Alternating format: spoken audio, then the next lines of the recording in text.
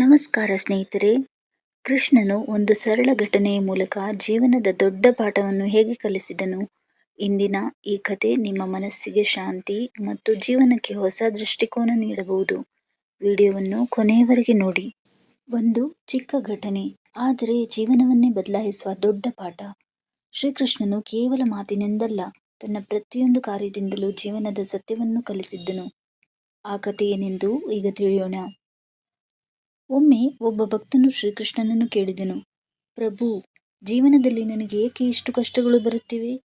ಶ್ರೀಕೃಷ್ಣನು ನಗುತ್ತಾ ಹೇಳಿದರು, ಮರವನ್ನು ನೋಡಿ, ಅದು ಎಷ್ಟು ಗಾಳಿ, ಮಳೆ ಮತ್ತು ಬಿಸಿಲನ್ನು ಸಹಿಸುತ್ತದೆ. ಆದರೆ ಅದೇ ಮರ ಜನರಿಗೆ ನೆರಳು ಮತ್ತು ಫಲವನ್ನು ನೀಡುತ್ತದೆ. ಅದೇ ರೀತಿ ಕಷ್ಟಗಳು ನಿನ್ನನ್ನು ಮುರಿಯಲು ಅಲ್ಲ, ಬಲಿಷ್ಠನನ್ನಾಗಿಸಲು ಬರುತ್ತವೆ. ನಂಬಿಕೆ ಯಾವತ್ತೂ ಕಳೆದುಕೊಳ್ಳಬೇಡ. ಸರಿಯಾದ ಸಮಯದಲ್ಲಿ ಪ್ರತಿಯೊಂದು ಕಷ್ಟವೂ ಒಂದು ಪಾಠವಾಗುತ್ತದೆ. ಈ ಕತೆ ನಮಗೆ ಹೇಳುವುದು ಒಂದೇ, ಕಷ್ಟ ಬಂದಾಗ ದೇವರನ್ನು ಪ್ರಶ್ನಿಸಬೇಡಿ, ಅವರ ಮೇಲೆ ನಂಬಿಕೆ ಇಡಿ. ಪ್ರತಿಯೊಂದು ಪರೀಕ್ಷೆ ಹಿಂದೆ ಒಂದು ಆಶೀರ್ವಾದ ಅಡಗಿರುತ್ತದೆ. ಈ ಕಥೆಯಿಂದ ನಿಮಗೆ ಯಾವ ಪಾಠ ಸಿಕ್ಕಿತು? ಕಮೆಂಟ್ನಲ್ಲಿ ನಿಮ್ಮ ಅಭಿಪ್ರಾಯವನ್ನು ಬರೆಯಿರಿ. ಇಂತಹ ಕೃಷ್ಣನ ಜೀವನ ಪಾಠಗಳಿಗಾಗಿ ನಮ್ಮ ಚಾನಲನ್ನು ಸಬ್ಸ್ಕ್ರೈಬ್ ಮಾಡಿ. ಜೈ ಶ್ರೀ ಕೃಷ್ಣ.